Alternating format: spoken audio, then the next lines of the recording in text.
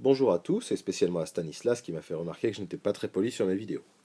Donc, nous allons aujourd'hui parler des probabilités. Donc ce sera notre 10e chapitre. Alors, en quoi consistent les probabilités? Pour commencer, nous allons faire un rappel.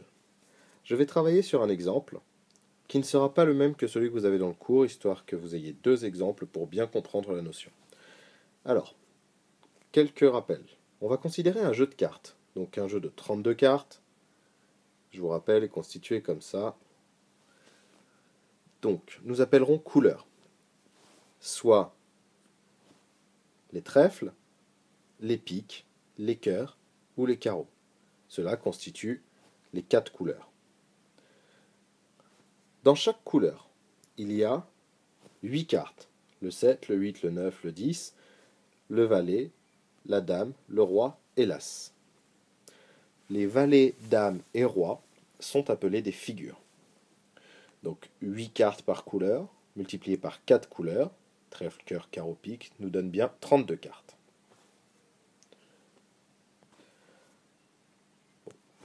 Donc, nous allons commencer par parler de la probabilité d'un événement. Alors, il existe des phénomènes dont on ne peut pas prévoir de façon certaine le résultat. Par exemple, lorsqu'on lance une pièce, on ne sait pas si elle tombera sur pile ou face. Lorsqu'on lance un dé, on ne connaît pas à l'avance le résultat. De même, lorsque l'on tire une carte au hasard dans un jeu de 32 cartes, on ne sait pas à l'avance quelle carte ce sera. On parle, lorsqu'on effectue un lancer de pièces, un lancer de dés ou qu'on tire une carte, d'une expérience aléatoire. Donc, nous allons travailler aujourd'hui sur le lancer de cartes. Nous considérerons donc comme expérience aléatoire tirer une carte au hasard. Durant toute cette présentation, je noterai en blanc les notions de cours et en bleu les exemples correspondant avec un jeu de cartes. Alors, nous allons appeler une éventualité une réponse possible à l'expérience. C'est-à-dire, lorsqu'on lance un dé, une éventualité, c'est, par exemple, obtenir un 2, obtenir un 3. D'accord? Lorsque l'on tirera une carte, ce sera obtenir le 5 le 7 par exemple, si l'on tire une carte, est une éventualité. Donc, une éventualité, ce serait tirer le roi de pique. C'est une possibilité. D'avoir tiré le roi de pique est une possibilité, c'est une éventualité.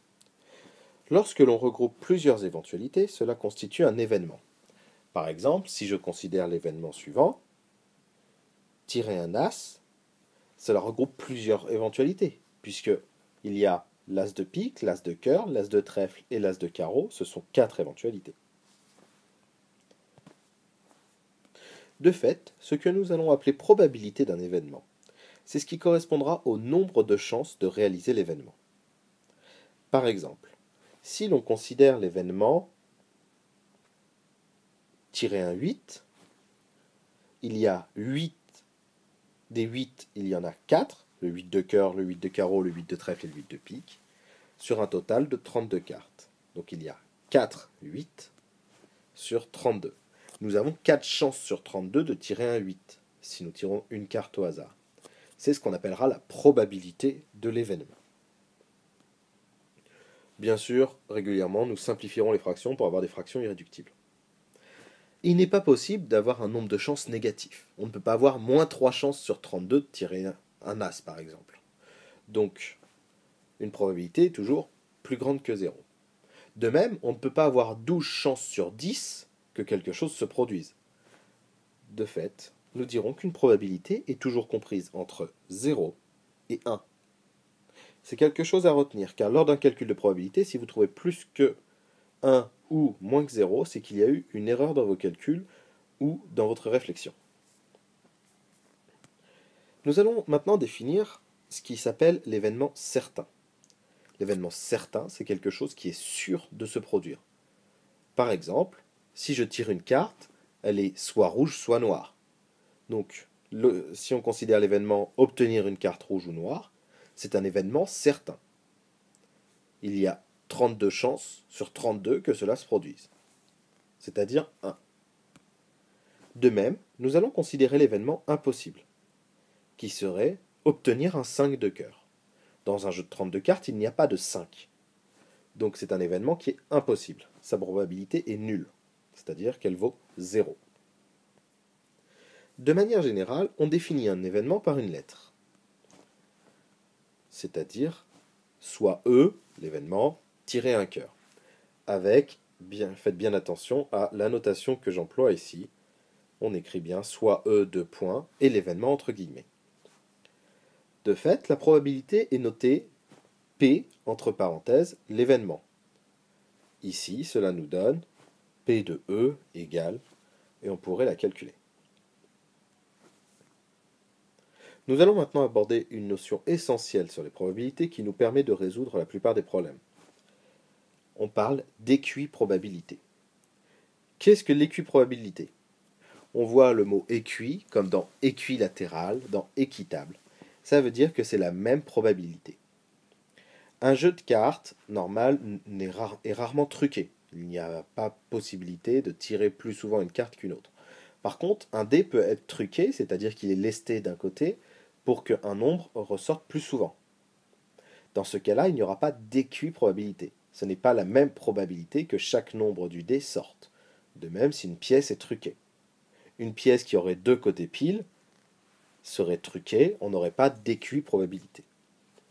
L'équiprobabilité signifie donc que chaque éventualité a la même probabilité de se produire.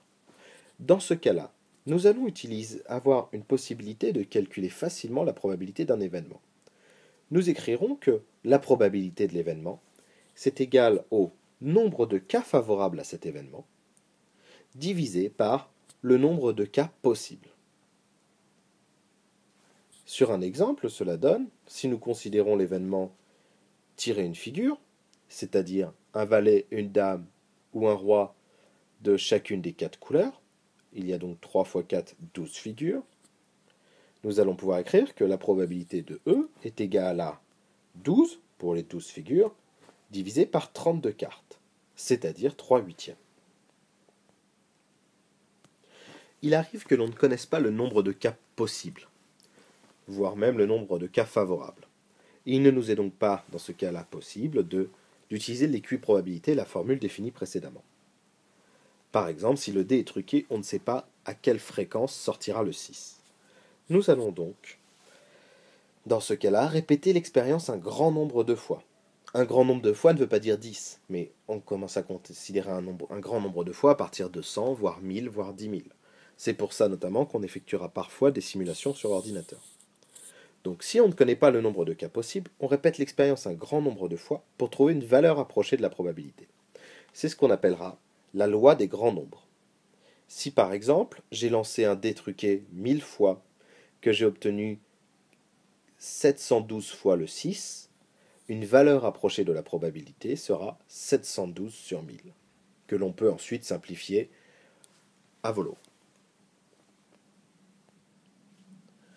Cette première partie de la leçon est terminée. Vous pourrez retrouver la suite de la leçon dans la vidéo 2 dès qu'elle sera en ligne.